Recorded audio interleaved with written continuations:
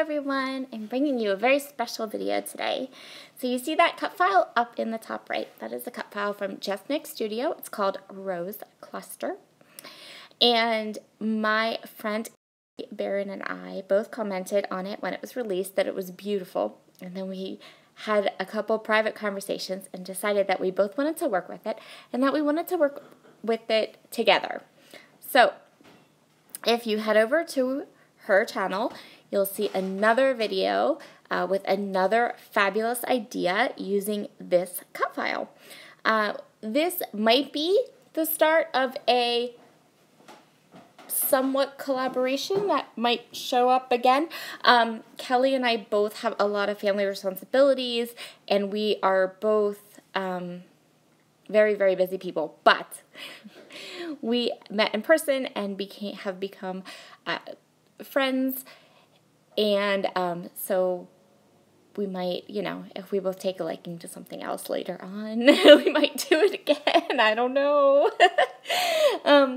But yeah, so make sure you run over to her channel and take a look at her video with her take on this lovely cut file. And if you don't know who Kelly Barron is and you don't subscribe to her yet, please do so because she's beyond fabulous.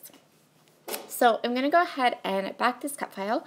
I've chosen to use the 6x8 paper pad from the Coco Vanilla Studios Midnight Collection, and I'm pretty much just using that paper pad for about 90% of my layout.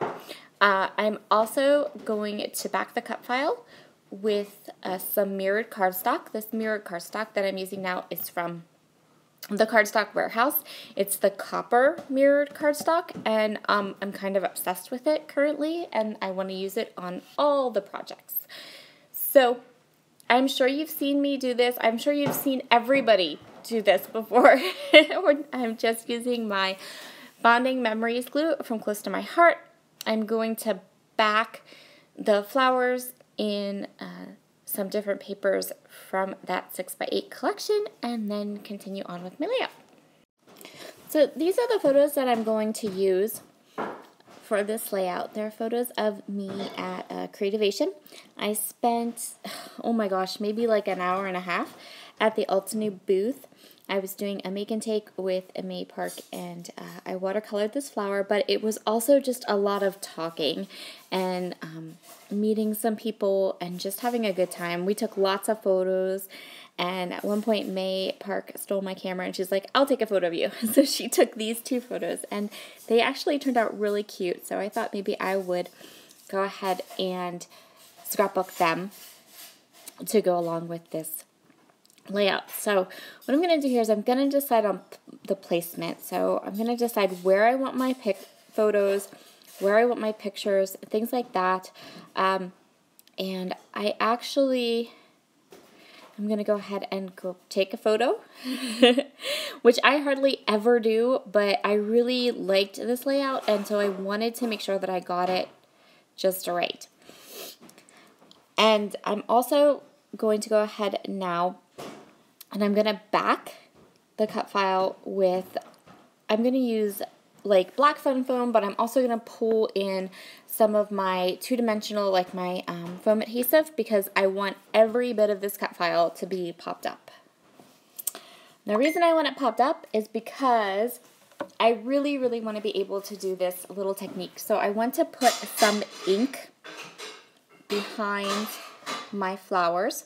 They're going to be popped up, so I have some space to play. I'm going to use picked raspberry, worn lipstick, tattered rose, and faded jeans. Distress oxide ink. And yeah, I'm just going to blend. I'm using stencil brushes.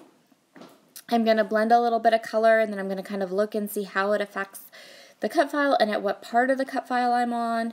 And I am just going to blend and blend and blend all of these colors together until I have a look that I like. My very favorite way to do ink blending on a large area like a scrapbook layout like this is with a stencil brush.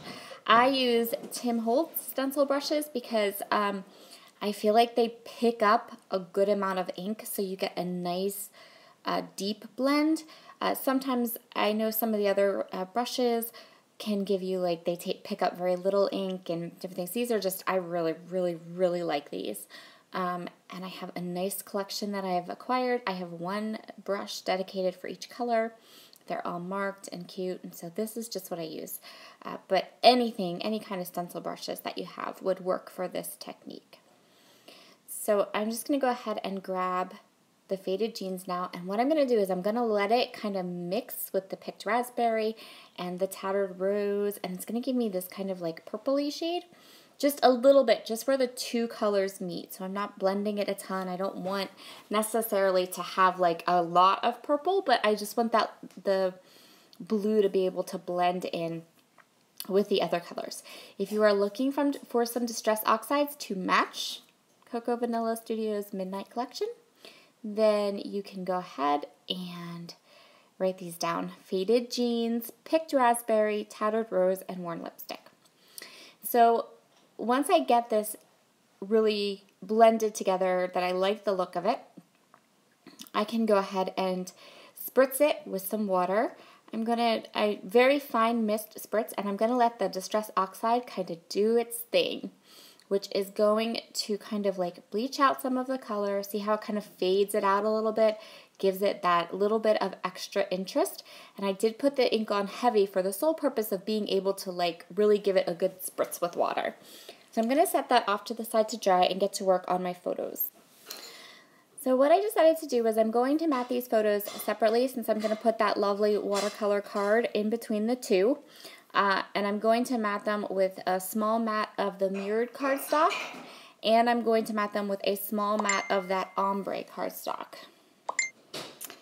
And now I'm going to go ahead and I'm going to take my tape runner and glue my pieces down. So I'm going to go ahead and do that. My photos down. I'm sorry, I got a little tongue-tied. So my 3 photos, or the 2 photos in that watercolor piece of paper, but I'm leaving room around the edges so I can figure out what I want to do. So I have this whole set of words from the Midnight Collection, and I want to use them for my title. Because I don't want to end up using up all the bits and pieces of this kit and still having an entire package of words. It's been known to happen. So I've decided that my title will be Happy Heart, because watercoloring makes my heart exceptionally happy. And then I went through, so some of my Cocoa Vanilla Studio Midnight is my collection from my stash that I purchased, because I purchased the whole collection. And then I got it again in my March Click Kit, but the one in the Click Kit had some of these tags from Pink Fresh Studio in it, and so I'm using one of those tags to add my journaling. So I'm just going to go ahead and add a little bit of pink ink to the edges of this journaling spot, just to get some of that color down there at the bottom. Not too much, just a little bit to set it off. And now I'm going to go, well, I'm going to put my title down first, but then I'm going to go a little flower crazy. I'm going to go ahead here and I want to create just lots of flowery, pretty clusters. I love how the flower I watercolored for Altenew, like the colors, I did not do this on purpose, but I chose colors that were very similar to the colors in this collection, and so I wanted to give a lot of that creative, like drawing, kind of sketchy flowers look. Also, so I have 2 packs of this ephemera, and I'm here to tell you that I totally need a third, because I'm going to run out of these flowers before I ever run out of paper. I have kind of been, going through the ephemera packs a lot. And I'm totally going to need another one. So I'm going to go ahead and add just oodles and oodles of these flowers to different places around my layout. And then I'm also going to add this little banner that says All Smiles, because I thought it would be like the perfect thing. Now I have to take all these clusters apart and glue them all down. I'm going to add a little bit of foam tape at a couple spots around the layout just to give a couple things some lift. But yeah, that's going to pretty much do it for this one. A last little check to make sure everything is glued down nice and secure. Be sure to head over to Kelly's channel. I'll leave a link to her channel below, and check out her take on a layout using this cut file. I hope you have a wonderful, wonderful Sunday, and I hope you enjoy this little collaboration we put together for you. Have a wonderful, wonderful day, and I will see you all again very, very soon. Bye!